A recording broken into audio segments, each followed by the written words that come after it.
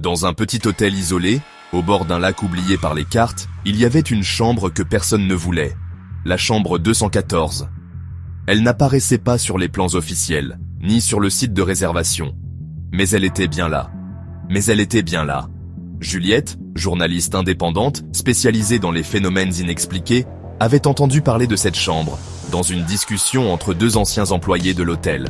Des bruits la nuit, des objets déplacés, des clients disparus.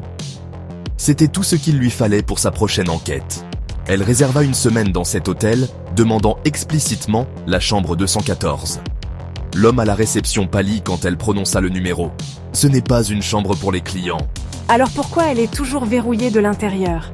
Malgré les protestations, elle obtint la clé, rouillée, avec une étiquette presque effacée. La porte grinça en s'ouvrant. L'intérieur était intact, figé dans le temps. Un vieux lit, un miroir fendu et une horloge arrêtée à 3h17. Un vieux lit, un miroir fendu et une horloge arrêtée à 3h17. La première nuit, rien.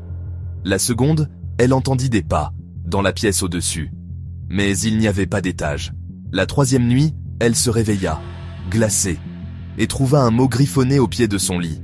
« Tant que tu ne regardes pas dans le miroir, tu es en sécurité. » Elle courut à la réception. Le réceptionniste secoua la tête, les mains tremblantes. « Vous avez vu le mot? Oui.